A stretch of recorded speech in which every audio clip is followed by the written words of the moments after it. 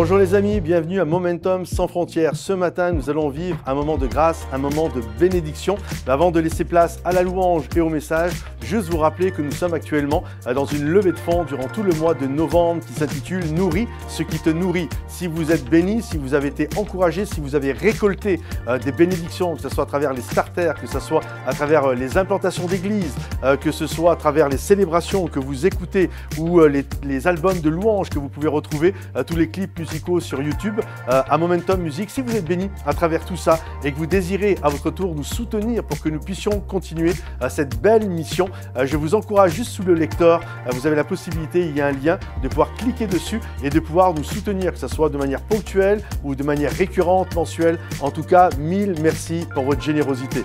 Pensez également, pour que cette vidéo puisse être vue le plus possible, à liker, la partager et également la commenter. Alors sans plus tarder, place à Momentum Music pour un temps de louange et on se retrouve juste après pour le message. Bonjour à tous, bienvenue à l'église Momentum. Est-ce qu'il y a des adorateurs dans cette pièce, ici et maintenant? Oh les amis, ça fait plaisir de vous entendre. On va chanter ensemble, vous êtes prêts? On y va? Chantons ta victoire, oh, oh, ton triomphe à la croix, oh, oh, nous proclamons ta gloire, oh, oh, Jésus, trésor du ciel, trésor du ciel, tu t'es dépouillé, et sans ta gloire et l'éternité, par amour, tu t'es donné.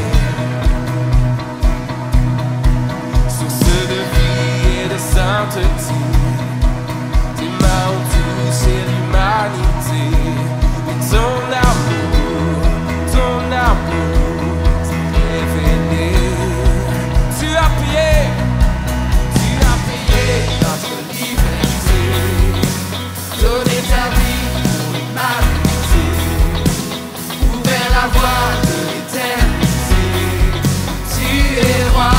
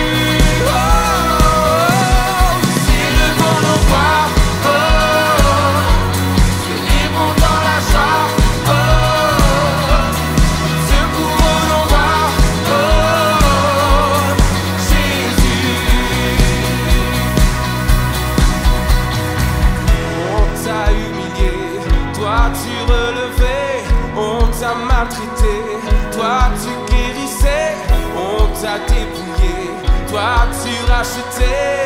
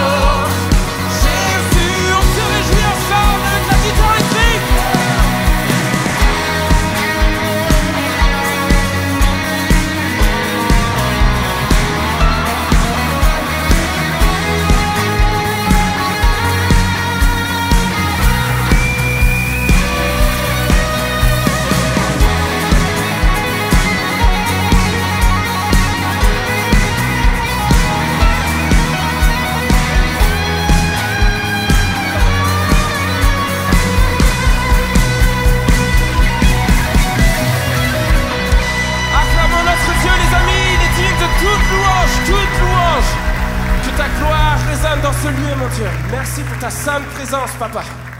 Merci pour ta sainte présence. Est-ce qu'il y a des gens qui croient que Dieu va toucher les cœurs ce matin? Dieu est là. Dieu, il agit maintenant. Pas dans 10 minutes, pas dans une demi-heure, même pas pendant le message. C'est à partir de maintenant que ça se passe. Sa grâce, elle est pour toi, elle est pour moi, elle est pour chacun de nous. Et juste, on va essayer de capter le cœur de Dieu ce matin, les amis. Seigneur, nous venons devant toi, mon Dieu, pour ce cœur à cœur, pour faire face à ton cœur, mon Dieu. Viens, saisis-nous, mon Dieu. Alléluia. Chantons ensemble, les amis. Comment expliquer? Comment expliquer? Et comment décrire un amour si grand, si puissant, que rien ne peut le contenir. Oh, tu sais mes espoirs, Seigneur, tu sais mes craintes, et mes mots sont bien trop petits pour dire tout l'amour que j'ai pour toi. Alors entends mon cœur, mon esprit qui te loue. Élève ta voix maintenant. Entends ce chant d'amour d'un enfant racheté. Je prendrai mes faibles mots pour te dire quel Dieu merveilleux tu es. Je ne pourrai pas te dire combien je t'aime. Alors entends mon cœur, alors entends nos cœurs, Seigneur, dans ce lieu. Oh, élève ta voix avec moi, mon frère, ma soeur. Dieu attend de toi un cœur ouvert, un cœur disposé. Alors élève ta voix et chante avec moi. C'est tout comme la pluie, c'est tout comme la pluie. Les mots pouvaient couler. Et si j'avais l'éternité, je ne pourrais pas l'exprimer. Oh, et dans les battements de mon cœur, tu entendras toujours, Seigneur. Tu entendras toujours. Merci pour la vie, pour la vérité et pour le chemin. Oh,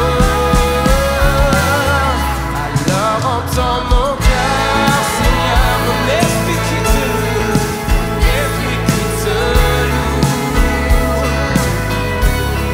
Entends le chant d'amour d'un enfant racheté. Je prendrai mes faibles mots pour te dire quel Dieu merveilleux tu es. Je ne pourrai pas te dire combien je t'aime. Alors entends mon cœur, alors entends mon cœur, Seigneur. Mon esprit qui te loue, mon esprit qui te loue. Entends le chant de tes enfants ce matin. Entends le chant d'amour d'un enfant racheté. Je prendrai mes faibles mots, élève ta voix. Je prendrai mes faibles mots pour te dire quel Dieu merveilleux tu es. Je ne pourrai pas te dire combien je t'aime. Alors entends mon cœur. Reprenons ensemble, mes amis. Laisse-moi entendre ta voix ce matin. Alors entends mon cœur, mon esprit qui te loue. Entends ce chant d'amour, entends ce chant d'amour d'un enfant racheté. Je prendrai mes faibles mots pour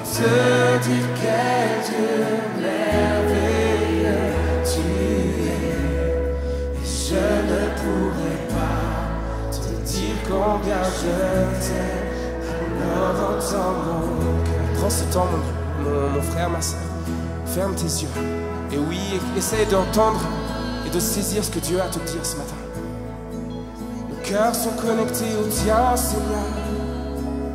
Entends ce chant d'amour qui monte jusqu'aux cieux. Dans ce temps.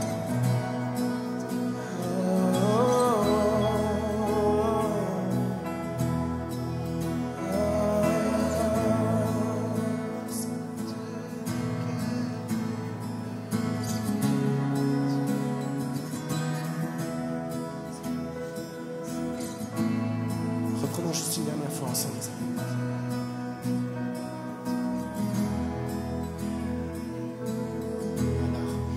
Alors entends mon cœur, mon esprit qui te loue. Entends le chant d'amour d'un enfant racheté. Je prendrai mes vêtements pour te dire quel Dieu merveilleux tu es. Et je ne pourrai pas te dire combien je t'aime. Alors entends mon cœur, entends nos cœurs, Seigneur, dans ce temps. Alléluia. Juste ce passage, j'aimerais lire avec vous et j'aimerais juste que tu puisses déclarer ces paroles avec moi. Le Seigneur Dieu est ma lumière et mon salut. Qui donc aurais-je à craindre? Il est le rempart de ma vie. Qui pourrait m'effrayer? Quand des méchants s'avancent contre moi, voulant me déchirer, ce seront eux, mes ennemis, mes oppresseurs, qui perdront pied et tomberont. Quand une armée viendrait camper pour m'assiéger, mon cœur ne craindrait rien. Quand un combat me serait imposé, malgré cela, je resterai plein d'assurance. J'ai présenté à l'Éternel un seul souhait. Je le répète constamment. Je voudrais habiter dans la maison de l'Éternel tous les jours de ma vie, pour contempler la beauté du Seigneur, pour l'admirer dans sa demeure. Car il me cache sous sa tente au jour d'adversité. Au plus secret du tabernacle, il me tient abrité. Et sur un rocher, il m'élève. Dès à présent, je relève la tête au-dessus de mes ennemis qui sont autour de moi. J'offrirai dans son tabernacle des sacrifices de triomphe. Je chanterai des psaumes à l'Éternel. Je chercherai sa face. Seigneur, ce matin, je veux offrir ma louange. Je veux te déclarer mon amour. Je veux te déclarer que rien n'est plus important dans ce lieu que ta présence, Seigneur. Ton Église, Seigneur, soupire après toi. Chantons ensemble ce chant captivé.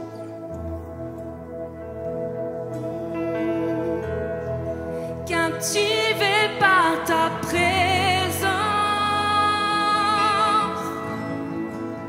je veux demeurer là à tes pieds. Captivé par ta sainte présence, je veux m'abandonner. Je ne cherche pas ta main.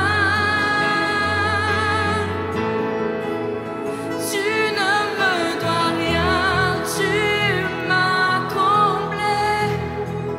Au-delà de ce que tu peux faire, je veux ton cœur. Pardonne-moi quand tout n'est qu'une habitude. Pardonne-moi quand j'oublie pour qui je chante. Je veux tout recommencer. J'ouvre à nouveau mon cœur à toi. Oh, pardonne-moi. Pardonne-moi quand je ne pense qu'à moi seul. Pardonne-moi lorsque toi seul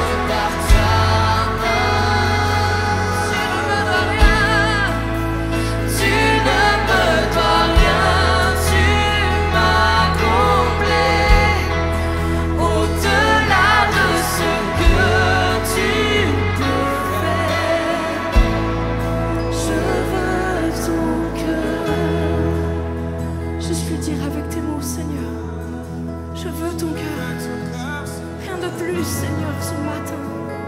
Je veux ton cœur, rien de plus que ta présence, Seigneur, dans ma vie, dans ce lieu. Je veux ton cœur, Seigneur, je veux ton cœur. Rien de plus que ta présence, plus de toi.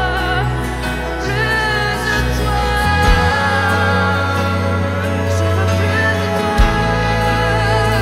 de toi, plus de toi seul. Je veux ton cœur, dis rien au monde, rien au monde ne peut me combler. Je veux ton cœur, rien au monde, rien au monde ne peut me combler. Déclare-le, je veux ton cœur, rien au monde, rien au monde ne peut me combler. Je veux ton cœur, rien au monde, rien au monde ne peut me combler.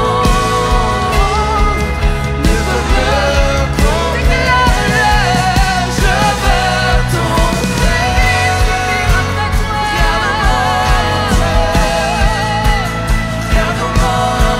rien au monde ne peut me combler. Je veux ton cœur, rien au monde, rien au monde ne peut me combler. Captivé par ta présence, je veux demeurer là à tes pieds. Captivé par ta sainte présence, je veux m'abandonner. Je ne cherche pas ta main. Tu ne peux pas rien, tu m'as comblé. Au-delà de ce que tu peux faire, je veux ton cœur. Captivé par ta présence, je veux demeurer là à tes pieds. Captivé par ta sainte présence, saisis ce matin, saisis, je veux m'abandonner. Saisis le cœur de Dieu ce matin pour toi. Je ne cherche pas, je ne cherche pas ta main. Non, Seigneur, tu me dois rien. Tu ne me dois rien, tu m'as comblé. Au-delà de ce que tu peux faire, je veux ton cœur. C'est le désir de nos cœurs ce matin. C'est le désir de nos cœurs. Que nos cœurs soient connectés au tien, Dieu. Garde les yeux fermés, mon frère, ma sœur.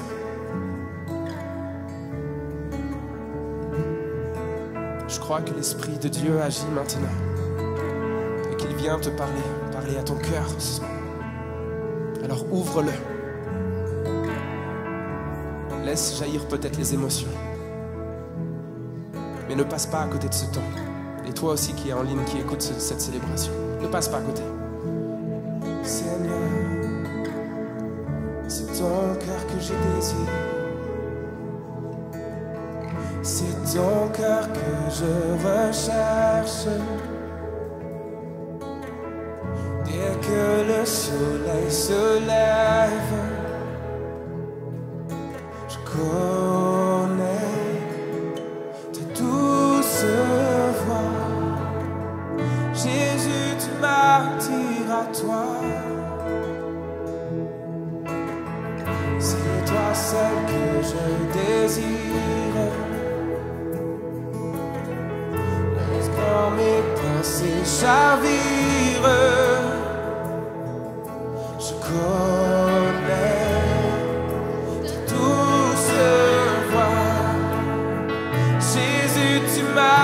désir à toi, pour ce cœur à cœur, chante Église.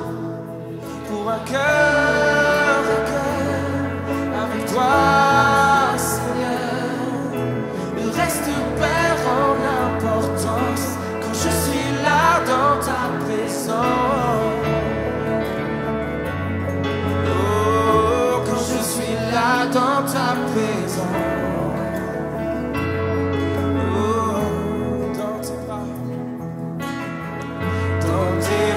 Je me repose. Tous mes fardeaux, je les dépose. Je connais ta douce voix. Jésus, je ne veux que toi. Pour un cœur à cœur, cœur à cœur, avec toi, Seigneur. Quand je suis là dans ta présence, face à face, devant ta grâce, le reste perd en importance. Quand je suis là dans ta présence, dans ta présence, je suis là dans ta présence. Fais cette prière avec moi, mon ami. Je plie le genou. Je plie le genou, j'abandonne tout. Le seul désir de mon cœur, c'est ton cœur, alléluia. Que cette prière résonne dans ce lieu. Je plie le genou, j'abandonne tout. Le seul désir de mon cœur, c'est ton cœur. Je plie le genou, j'abandonne tout. Le seul désir de mon cœur, c'est ton cœur. Je plie le genou, j'abandonne tout. Le seul désir de mon cœur, c'est ton cœur. Oui, c'est ton cœur, Seigneur. Je désire ardemment, je désire ardemment.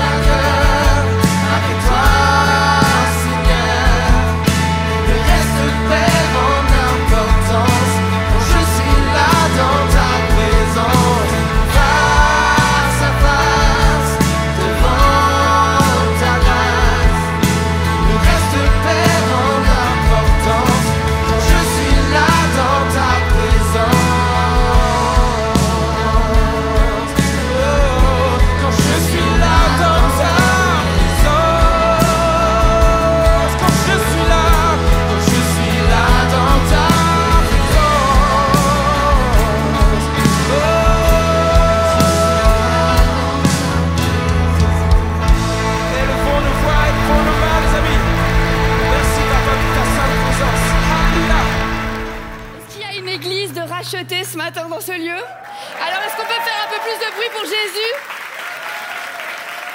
Merci l'équipe de louange. Merci vraiment, ils nous bénissent. Je vous en prie, asseyez-vous, voilà. Je voulais vraiment encourager l'équipe de louange aussi parce que je ne sais pas si vous savez, mais ce vendredi est sorti un nouveau titre, un nouveau single de Momentum Music, Dieu de l'impossible. Qui a écouté ce son sur les plateformes? Levez la main. Alors dis à celui d'à côté, c'est ça que tu dois faire en partant, tu dois mettre ça dans la voiture et écouter Dieu de l'impossible, Momentum Music. Et est-ce qu'on peut encourager tout Momentum Music, Momentum Création?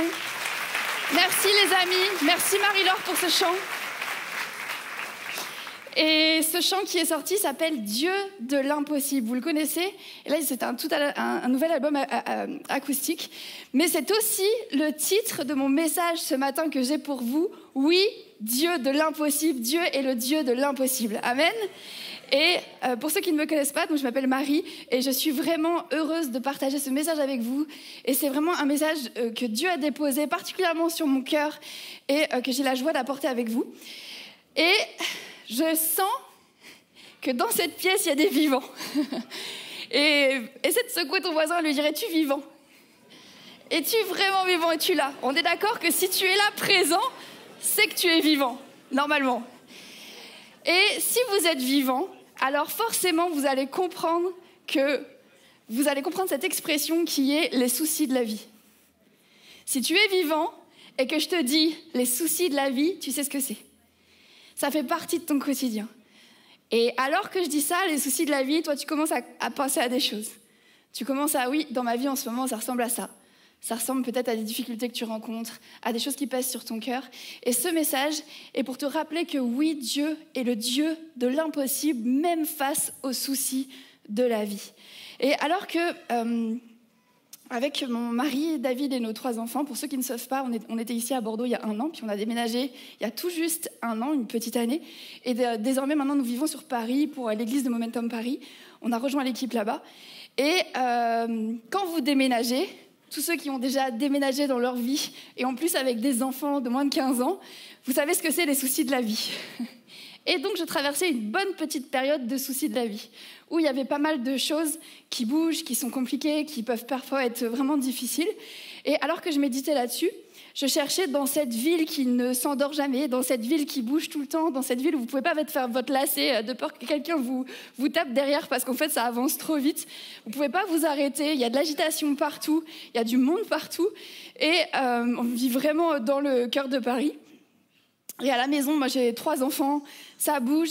Et j'étais vraiment dans ce besoin de dire, Seigneur, j'ai besoin d'un cœur à cœur avec toi, j'ai besoin d'un espace pour respirer. Et j'ai trouvé une astuce à Paris, les amis, pour tous ceux qui iront et qui veulent trouver un endroit où il n'y a personne. Un endroit où c'est la plupart du temps vous êtes seul. Un endroit où c'est calme, abrité de la pluie la plupart du temps, parce que c'est important quand vous vivez à Paris. Et abrité aussi de la chaleur. Avez-vous une idée de ce type d'endroit dans Paris qu'il y a dans à peu près tous les coins de rue? Une église, tout à fait. Et n'en faites pas une doctrine, ok? Je n'en fais pas une doctrine, que ce soit bien clair, mais à un moment donné, je rentre dans une église parce que j'ai besoin de faire taire un petit peu toute cette agitation autour de moi face justement aux soucis de la vie. Et alors que je rentre là, dans cette église, j'ai vraiment un moment de qualité, où vraiment un moment de connexion avec mon Dieu et je lis la Bible, je médite, je passe vraiment un bon moment là. Et j'ai ce moment d'échange et de cœur à cœur avec Dieu. Et là, c'est comme si j'ai réalisé, effectivement, ce lieu est vide. Ce lieu est la plupart du temps vide. Alors que finalement, ce sont des lieux qui sont construits pour une relation avec Dieu. Ce sont des lieux qui sont faits pour connecter avec Dieu, en l'honneur de Dieu. Et pourtant, la plupart du temps, ils sont vides. Et vous savez quand est-ce qu'ils se remplissent? La plupart du temps, ils se remplissent face à nos soucis de la vie ou à nos étapes importantes ou les grosses choses de nos vies. Ils vont se remplir dans des mariages parce que la plupart savent que quand même, vaut mieux s'en remettre à Dieu pour se marier. Et c'est un bon conseil.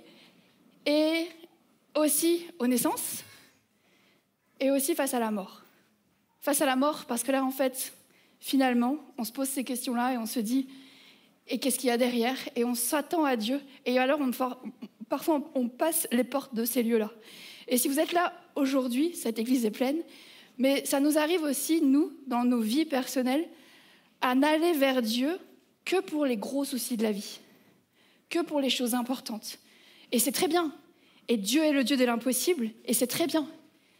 Mais Dieu est le Dieu de l'impossible aussi pour les soucis de ta vie quotidienne, aussi dans les défis de tous les jours, aussi dans tous les choix que tu prends. Il n'est pas le Dieu de l'impossible que pour des choses qui te semblent impossibles. Il est aussi le Dieu de l'impossible pour les choses qui te semblent possibles. Et c'est bien souvent là qu'en fait, on essaie de les gérer par nous-mêmes, qu'on prend nos propres choix, nos propres décisions.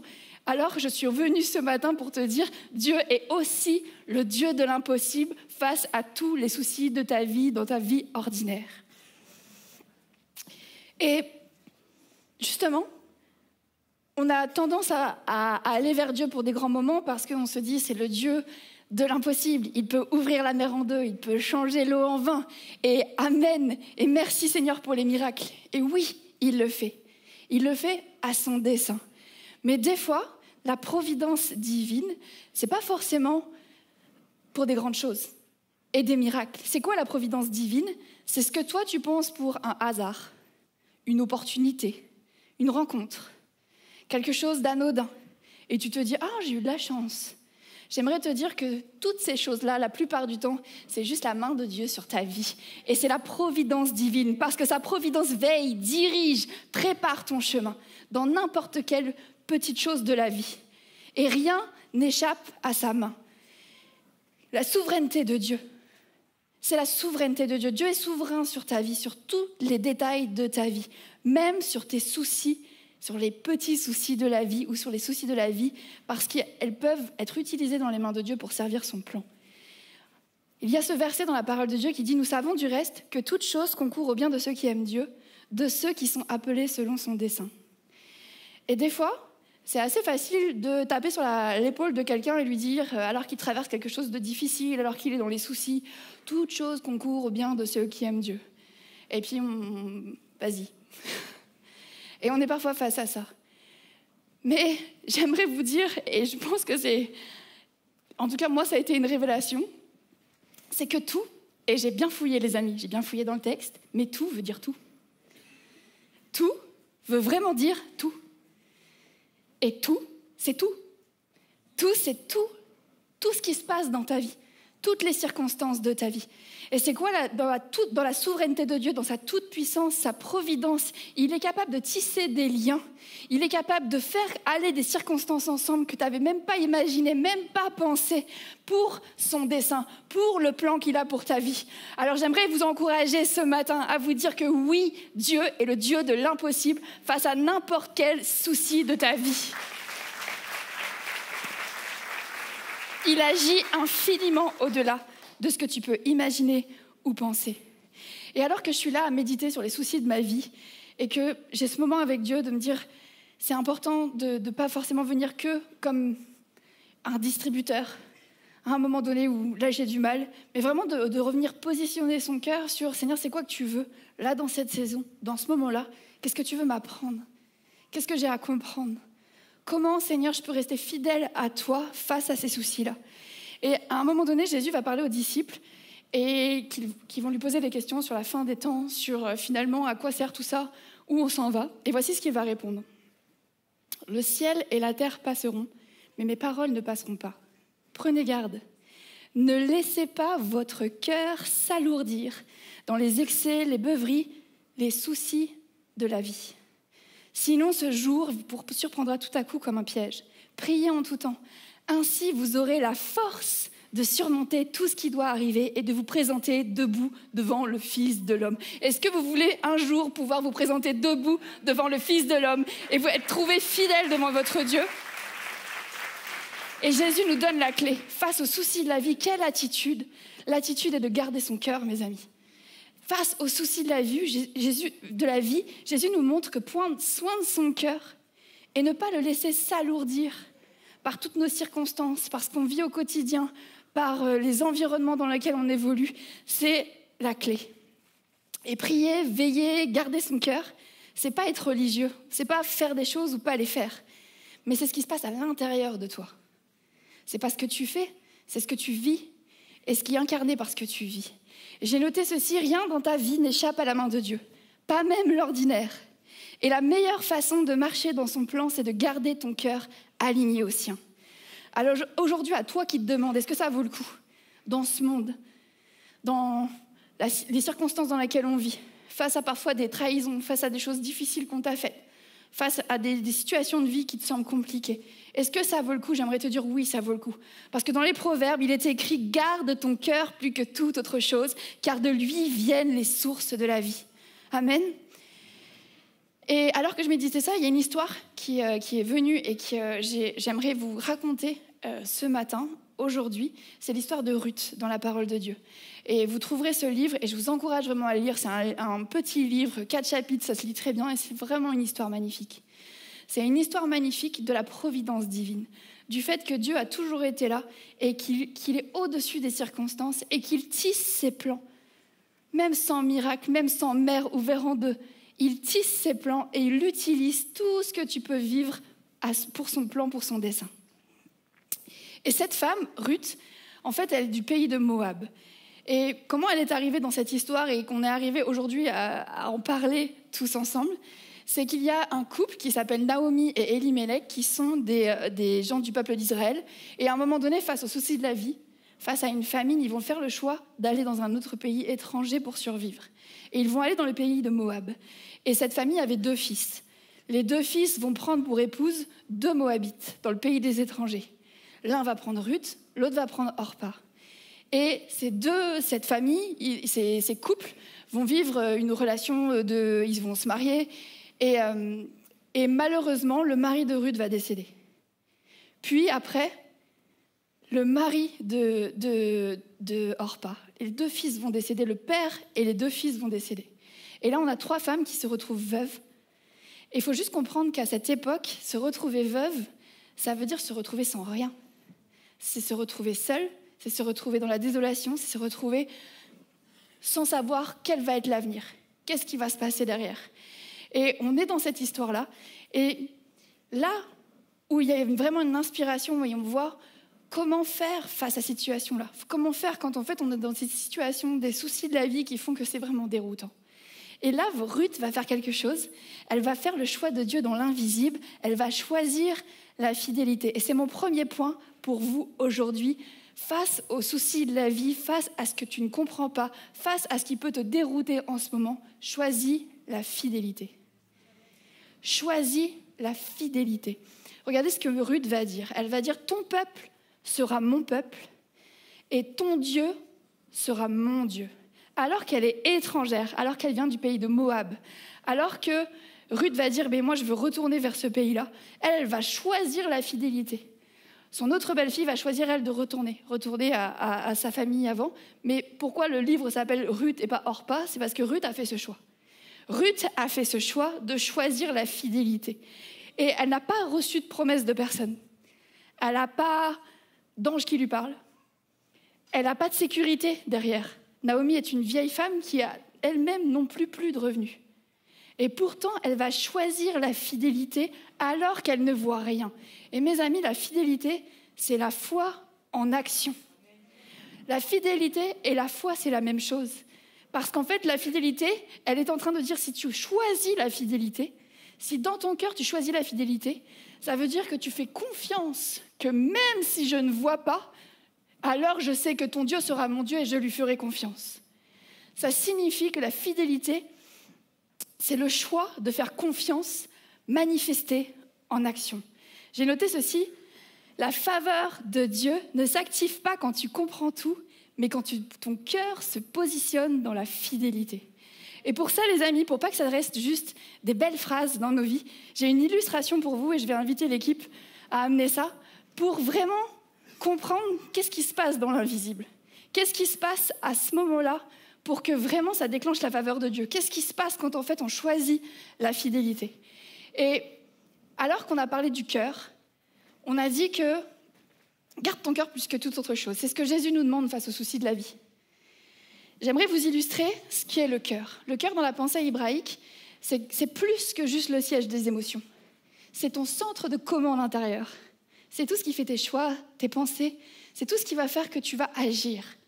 Et si je le matérialise par cette chaise, c'est là où tu prends tes décisions, c'est là où tu réagis, c'est là où tu dis « Ok, face à ça, qu'est-ce que je vais faire, qu'est-ce que je décide ?» Et la plupart du temps, nous, on est là, et face aux soucis de la vie, on en parle, on est un peu démunis, et on est assis sur notre centre de commande à dire comment je vais réagir vis-à-vis de ça.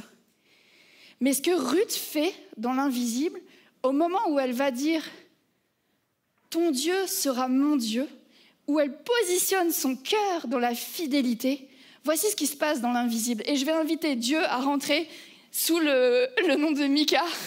Est-ce qu'on peut l'encourager, s'il vous plaît ? Il a la lourde tâche de représenter Dieu, mais tu vas faire ça bien, c'est sûr. En fait, face à nos situations, alors que tu es là, à te poser 1001 questions sur les soucis de la vie, comment je fais, qu'est-ce que je dis, où je vais, pourquoi, qu'est-ce qui se passe ? Ruth vit vraiment une situation compliquée, désolante. Mais là où c'est puissant, pourquoi c'est aussi puissant le choix qu'elle fait? Pourquoi c'est aussi puissant de dire ton Dieu sera mon Dieu? C'est que dans l'invisible, le positionnement de son cœur est en train d'appeler Dieu. Et elle l'invite. Et nous, on fait ça quand même, on invite Dieu. On invite Dieu pour certaines choses. Pour d'autres, moins. Ça vous arrive? On invite Dieu et Dieu est là. Dieu est là parce qu'il nous aime, parce qu'il veut venir et quand tu cherches, il se laisse trouver. Dieu est là. Mais parfois on ne comprend pas parce qu'en fait nous on demande mais moi je ne veux plus ces soucis-là. Seigneur, qu'est-ce que tu fais? Je ne veux plus ces soucis-là. Je ne veux plus et je reste assis et c'est moi qui décide et j'essaye autre chose et je trouve des solutions et je mets en place des choses et je ne veux plus ces soucis-là. Mais ce que Ruth fait quand elle choisit la fidélité, c'est pas je veux Seigneur que tu changes ma circonstance. Mais dans l'invisible, elle fait ce choix de dire Seigneur, ton Dieu sera mon Dieu, tu seras au centre de ma vie. Tu seras en position d'autorité. Mes amis, la position de Dieu, de sa position d'autorité, c'est assis sur le trône, assis sur le cœur, assis au milieu, au centre de votre vie, et c'est lui qui prend les décisions. Et là, dans cet espace-là, parce que je choisis la fidélité, parce que je choisis de lui faire confiance, alors, moi, à nouveau, je suis en mouvement. Et c'est plus moi qui dis à Dieu, je veux que tu changes les circonstances, mais qui me dit, ok, je vais où? Seigneur, je te fais confiance. Je suis plus en train de regarder tous les soucis de la vie. Je suis plus en train de regarder ce qui va pas, même si c'est là. Mais je suis en train de regarder mon Dieu et de lui faire confiance et de lui dire, Seigneur, je sais que tu es là, je sais que tu veilles sur ma vie, je sais que tu es souverain, je sais que tu es tout-puissant, je sais que tu es le Dieu qui veille et qui me conduit sur le chemin que tu as pour moi.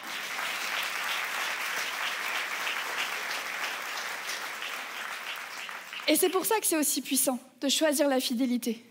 C'est que tu choisis de laisser la place à Dieu qui lui revient dans ton cœur. C'est exactement ce que va faire Ruth. Merci Mika, on peut l'encourager, merci beaucoup. C'est ce que va faire Ruth et elle va laisser Dieu.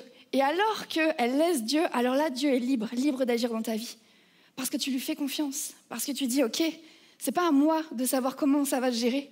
Je vais être acteur, je vais bouger. Je ne suis pas passif, mais je vais écouter ce que tu vas me dire et c'est toi qui prends les décisions, Seigneur, et je veux te suivre. Et rien encore n'a changé dans la vie de Ruth. Parce que tout ça, c'est une illustration pour vous montrer c'est quoi qui se passe dans l'invisible. Justement, parce que c'est invisible. Et parfois, c'est difficile, mais j'aimerais vous laisser cette image à chaque fois que tu fais face à quelque chose, que tu ne comprends pas, que tu vis, juste demande-toi, Seigneur, est-ce que c'est moi qui dirige ou c'est toi? Et laisse-le te guider, parce que ce qu'il veut, c'est cette place-là dans ta vie, dans ton cœur. Les gens ont dû la prendre pour une folle, Ruth, de suivre une vieille femme comme ça, sans revenus, sans rien du tout. Les gens de son pays lui disent, tu vas aller chez les étrangers, qu'est-ce que tu fais? Ils ont dû la prendre pour une folle. Et parfois, choisir la fidélité, c'est pas forcément bien compris autour de nous. Oui, ça peut nous faire paraître pour des fous. Mais j'aimerais te dire que Dieu ne s'installe pas là où tu réussis, il s'installe là où tu lui laisses la place. Nous, des fois, on est assis là, et on dit à Dieu, t'as vu tout ce que j'ai fait pour toi? T'as vu, regarde. Et on l'invite dans les choses que nous, on croit qu'on fait pour lui. Mais ce n'est pas la place d'autorité de Dieu. La place, c'est non, Seigneur, je te suis, je choisis la fidélité. Face aux circonstances de la vie, oui, c'est difficile, mais j'ai confiance en toi. Je sais que tu es là, je sais que tu es le Dieu de l'impossible. Amen. Et tu n'as peut-être pas de garantie visible, mais tu as un Dieu puissant, le Dieu de l'impossible. Alors choisis d'avancer par la foi et non par la peur. Et Ruth et Naomi vont donc arriver en Israël, puisqu'elle a fait le choix de suivre sa belle-mère, puisqu'elle a fait le choix de la fidélité, ils vont se retrouver au pays d'Israël. Et alors qu'ils sont là, il va falloir trouver des solutions. Ils ne sont pas passifs, il va falloir manger. Et Ruth va se mettre à glaner dans les champs derrière un moissonneur. Elle va ramasser à terre ce qui reste. Pendant des jours, elle va ramasser et elle va donner à manger à sa belle-mère. Et alors qu'elle fait ça, elle va se retrouver dans le champ d'un propriétaire qui s'appelle Boaz. Et quand Naomi va l'apprendre, elle va comprendre que Boaz est un proche parent de leur famille. Et pour ceux qui n'ont pas le contexte de l'époque, c'est qu'il existe à ce moment-là dans la loi d'Israël une loi qui s'appelle le rachat. Et alors qu'une veuve n'a pas de descendants, les proches parents avaient l'obligation, enfin le choix, de racheter, c'est-à-dire d'épouser la veuve pour lui donner une descendance et protection. Et Naomi comprend ça. parce qu'elle connaît la loi de Dieu. Ruth ne le sait pas, parce qu'elle était étrangère. Mais Naomi comprend ça. Et elle va lui faire part de la coutume. Et pour qu'elle puisse aller retourner voir Boaz, consciente de cette coutume, Naomi va dire ce verset, et je crois que c'est vraiment un verset que certains ont vraiment besoin de s'approprier ce matin, par rapport à tout ce que tu peux vivre en ce moment, par rapport à ce qui pèse, ce qui est lourd dans ta vie. Elle va lui dire « Lave-toi, oins-toi et remets tes habits ». Et dans le positionnement de cœur, qu'est-ce que ça signifie ? En fait, c'est mon deuxième point, elle accepte d'aller de l'avant. Il faut juste comprendre que cette veuve-là, en fait, elle a eu 10 ans de mariage. Et elle se retrouve veuve à ce moment-là. Et quand elle lui dit « remets tes habits », c'est parce qu'à l'époque, on portait nos deuils sur les habits. C'est-à-dire qu'elle portait sur elle son deuil. Elle portait sur elle sa douleur. Elle portait sur elle son passé. Et quand elle lui dit « lave-toi, oins-toi, remets tes habits », ça veut dire il est temps de quitter ton habit de souffrance. Il est temps de quitter ton deuil. Et peut-être certains d'entre vous, vous êtes en plein deuil. Et vivez votre deuil. Il y a des saisons dans la vie, il y a un temps pour tout, et c'est très important. D'ailleurs, c'était la fonction des habits de deuil. C'est que dans cette saison-là, bien sûr, respectez ce deuil. Mais il y a aussi certains d'entre vous, vous êtes dans la saison où Dieu vous dit, il est temps de quitter tes habits de souffrance. Il est temps de quitter ton passé. Il est temps de le laisser. Et pour vous l'illustrer, souvent ce qui se passe, justement dans notre centre de commandement, quand on a son passé qui pèse, quand on a des choses qui sont douloureuses dans nos vies, c'est comme si, dans notre centre de commande, on vit avec un gros sac à dos lourd. Et alors là, c'est pas forcément toi qui prends les décisions, justement. Mais c'est pas Dieu non plus. Tu les prends d'une place où, en fait, c'est ce qui est lourd dans ta vie qui finit par décider à ta place. Ce que demande Naomi à Ruth, c'est de lui dire « quitte ça, laisse la place, avance, accepte d'avancer ». Et je sais que c'est facile à dire et que c'est moins facile à faire. Mais dans toute une saison de ma vie, j'ai traversé plusieurs deuils. J'ai perdu mes 2 parents assez jeunes. Et à un moment de ma vie, l'année dernière, quand Dieu me parle par rapport à son plan, il me dit « Vraiment, c'est lourd sur notre cœur, on le sait, avec mon mari qu'on doit aller à Paris. » Et moi, j'ai un non catégorique, j'ai une peur extrême qui est là, presque que je finis par pas vraiment comprendre. Et j'ai cette peur qui est là à dire « Mais je veux te suivre, Seigneur, mais ce que tu me demandes, j'y arrive pas. C'est trop compliqué. » Et jusqu'au moment où, parce que je me suis fait accompagner, parce que j'ai regardé à ça, j'ai compris qu'en fait, il y a quelque chose qui est posé là et qui m'empêche de suivre Dieu. Il y a quelque chose qui est posé là et qui dit, en fait, es-tu fidèle à ton passé ou es-tu fidèle à Dieu ? Et cette chose-là, dans ma vie, moi, c'était la ville de Paris. La ville de Paris, c'était compliqué pour moi. C'est là où j'ai vu mes parents souffrir, opérer, c'est là où il y a eu tous les traitements. En fait, c'était une source vraiment d'angoisse dans ma vie. Juste le fait d'être présent dans cette ville, c'était déjà compliqué. Et Dieu me dit, tu dois y aller. Et face à ça, moi, je me dis, mais non, c'est pas possible. Et c'est là parfois qu'on rate des positionnements, parce qu'en fait, finalement, ce qui décidait à ce moment-là, c'était pas « je veux te suivre, Seigneur, je te laisse la place ». Mais ce qui aurait décidé à ce moment-là, c'était ma peur d'affronter cette douleur. Et alors qu'on fait ce cheminement, alors que je dis « ok, je regarde », parce que j'ai cet encouragement pour chacun d'entre vous. Dieu ne fait pas ça pour que tu souffres. Dieu, dans son dessein, quand tu fais face à certaines situations, il ne fait pas ça pour que tu aies mal et pour appuyer dessus. Absolument pas. Savez-vous pourquoi Jésus est venu sur la terre ? Jésus est venu pour libérer les opprimés. Jésus est venu pour guérir les cœurs brisés. Et alors que tu fais face à ça et que tu acceptes de le déposer à ses pieds, alors il te libère du fardeau. Et c'est ça qu'il veut dans ta vie. C'est libérer ton cœur. C'est partir libre et pouvoir avancer. Libérer de ce qui te pèse, libérer de ce qui est lourd sur toi. Libérer de ce qui t'empêche d'avancer.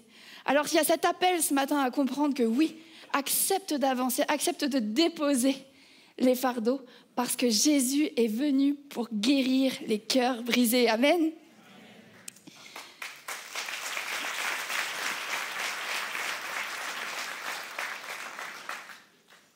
Cet obstacle qu'il y a devant toi, parfois c'est exactement ce que Dieu veut utiliser justement pour te libérer.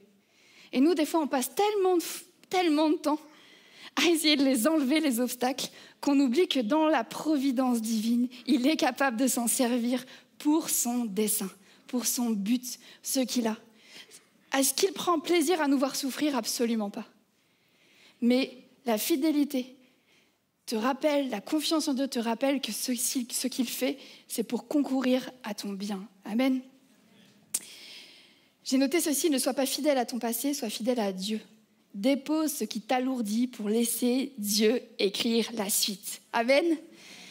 Et après ça, Ruth va accepter. Elle va déposer ses habits. Elle va aller voir Boaz. Et on lit ensemble ce que Naomi lui dit. Lorsqu'il ira se coucher, observe la place où il s'installe. Approche-toi ensuite, écarte un peu sa couverture et allonge-toi à ses pieds. Après cela, il t'indiquera lui-même comment tu dois agir. Je ferai tout ce que tu m'as dit, répondit Ruth. Et c'est mon dernier point pour vous ce matin. Sois humble et soumets-toi. Le positionnement de se mettre allongé devant quelqu'un, on est d'accord que c'est quand même un positionnement d'humilité.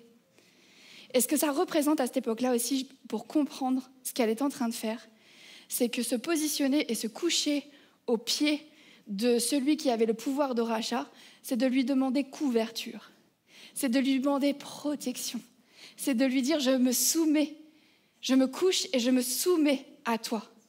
Et mes amis, j'ai envie de vous dire que ça demande du courage, parce que oui, ça demande d'y aller, elle aurait pu se faire rejeter.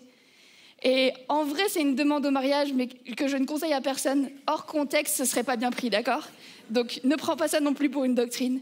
Mais elle est en train de lui dire « je te demande protection ». C'est exactement ce qui est en train de se passer. Et j'aimerais vous inviter à comprendre que c'est exactement ce que Dieu fait avec nous. Il veut t'offrir protection et sécurité. Il est là pour toi et c'est ce qu'il veut t'offrir. Ce que tu caches pour te protéger est peut-être précisément ce que Dieu veut utiliser. L'humilité, c'est dire à Dieu, tu es mon protecteur. L'humilité, c'est pas passif, c'est pas m'écraser, c'est pas oublier mes besoins. Mais c'est dire à Dieu, j'ai confiance que tu me protèges et que dans tes mains, je suis en sécurité. J'ai confiance en toi et je veux me coucher à ta volonté. Je veux me soumettre à ta volonté. Je veux garder mon cœur et dans mon cœur tes préceptes pour me soumettre à toi parce que je sais que tu veilles, que tu es le protecteur de ma vie. Et c'est ce que Ruth va faire, elle va prendre ce risque. Et elle va faire tout ce que Naomi dit. Elle va faire tout ce qu'elle dit. Et j'aimerais t'encourager à faire tout ce que Dieu te dit. Fais-le même quand tu ne comprends pas. Fais-le même si c'est compliqué. Fais-le, obéis, parce que cette position d'humilité attire la faveur de Dieu. J'aimerais appeler les musiciens pour terminer, s'il vous plaît. Ce que va faire Boaz, c'est que, alors qu'elle fait ça, il va accepter sa demande. Et il va aller vers les anciens et il va prendre Naomi en mariage, il va se marier avec elle et donc il va exercer son droit de rachat. Et alors qu'il fait ça, ce que ça signifie, c'est que du coup ils vont se marier et Ruth va avoir un enfant. Elle va avoir un fils qui va s'appeler Obed. Et pour comprendre dans ce positionnement-là, quand en fait une veuve avait à nouveau un enfant avec le Rédempteur, le nom de l'enfant était le nom du défunt. C'est pour ça que Naomi va le prendre dans ses bras et dire « c'est mon fils ». Parce qu'il porte le nom de son fils. Et rappelez-vous au début de l'histoire, Naomi était dans une impossibilité. Naomi était « je n'aurai plus jamais de fils, terminé pour moi ». Cette saison-là, c'est impossible, impossible. Et on est à la fin de l'histoire parce qu'on a un cœur qui s'est tenu fidèle. Parce qu'on a un cœur qui a accepté d'avancer. Parce qu'il y a un cœur qui a dit « je veux me soumettre à ta volonté ». Alors, il y a un fils qui est né. Il y a une vie qui a repris. Là où c'était mort, là où c'était terminé, la vie est là. Et cet enfant va être de la lignée de Jésus-Christ, le Rédempteur de l'humanité. Cet enfant est là et il signifie que non, c'est pas mort dans ta vie. Il n'y a eu aucun miracle, les amis. C'est juste les circonstances de la vie avec un cœur disposé et Dieu est souverain. Dieu veille sur vos vies. Peu importe les soucis que tu rencontres, il n'a pas dit son dernier mot. Il peut tisser des liens, des plans que tu n'as même pas encore imaginés ou pensés. Parce qu'il a un but pour ta vie, pour chacun d'entre vous. Dieu utilise tout. Il utilise même les années perdues. Il utilise les allers-retours, les voies sans issue. Il utilise tes douleurs, il utilise tes victoires. Il utilise, dans sa souveraineté, rien n'est perdu. Le mensonge, c'est de croire que si Dieu est avec nous, tout sera facile. Mais la vérité, c'est que même dans les soucis de la vie, Dieu tisse son plan. Garde ton cœur fidèle, prêt à avancer et humble devant sa volonté. J'aimerais qu'on déclare ensemble que Dieu est le Dieu de l'impossible. Dieu est le Dieu de l'impossible dans toutes les situations de ta vie. Et si ce matin, tu avais besoin de repositionner ton cœur dans des situations où toi tu as dit je gère, c'est bon je gère, j'ai la situation bien en main, j'ai pas besoin.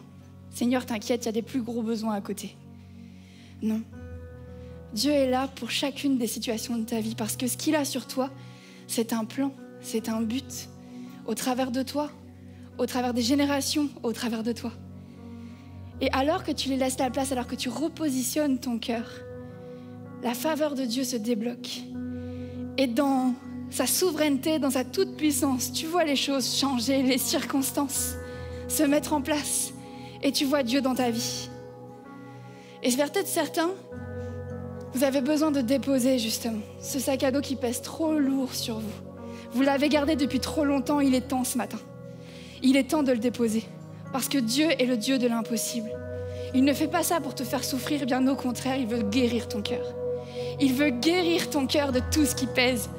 Il veut guérir ton cœur de tes douleurs, de tes souffrances. Il y a un appel ce matin à quitter mon identité de souffrance pour une identité de fils de Dieu. Dieu est là avec toi à chaque étape. Il ne te laisse pas. Sois humble ce matin. Parce que vous savez ce qui nous empêche souvent de faire ça, c'est que finalement on se dit qu'on peut gérer seul. Mais gérer seul, ça s'appelle l'ego, les amis. Et l'ego ne nous amène pas forcément vers des choses qui vont dans notre bien. Ce qui nous amène vers le bien, c'est de rester humble et de se soumettre à la volonté de Dieu. Même vis-à-vis des choses qui te semblent trop compliquées. On va se lever tous ensemble et on va déclarer: oui, Dieu est le Dieu de l'impossible.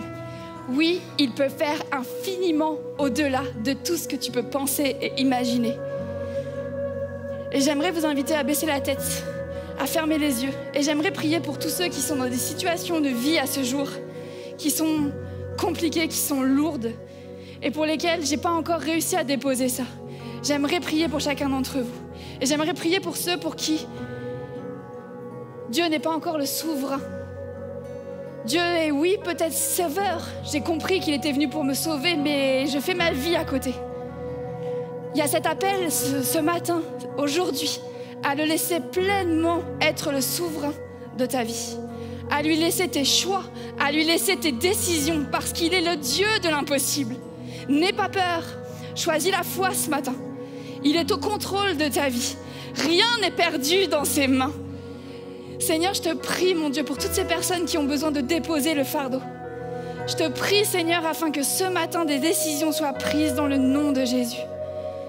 Je te prie, Seigneur, pour tous ceux qui ont besoin de repositionner leur cœur dans les choix, dans la fidélité. Je te prie pour les couples, Seigneur Jésus.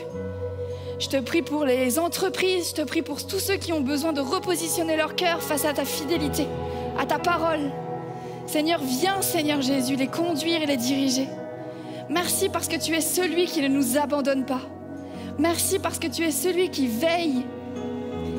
Jésus, tu es le chemin, la vérité et la vie. Et en toi, nous avons la vie en abondance. Amen. Alors, on va le déclarer tous ensemble, les amis. Dieu est le Dieu de l'impossible. Croyez-vous?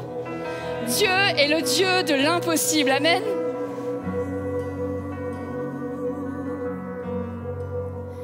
Dieu peut faire infiniment et au-delà,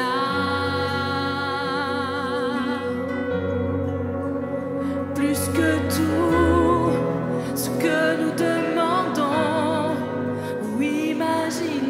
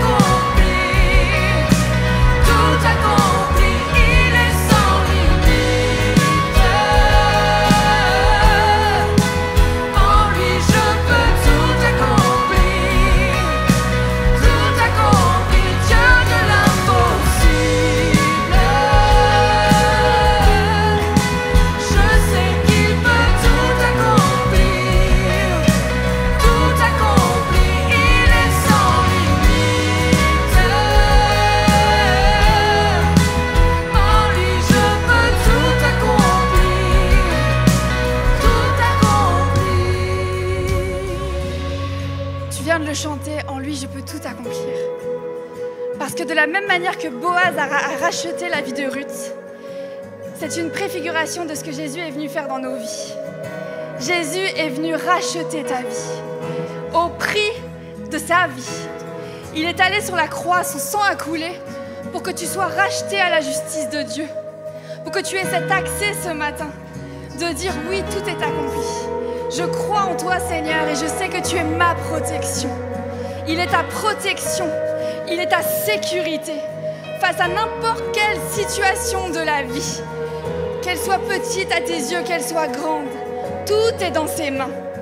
Ce matin, je t'invite à déclarer avec foi, à choisir la fidélité dans ta situation et à le proclamer ce matin, que oui, tu es le Dieu de l'impossible.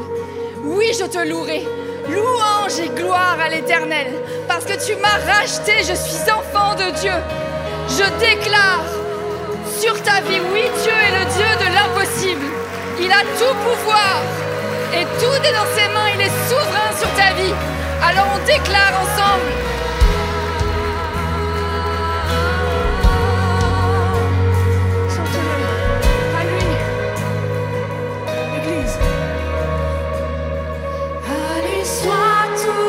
Laisse-moi t'entendre. Puissance et force, louange et gloire, De tout ton cœur. à lui soit tout l'honneur. Puissance et force,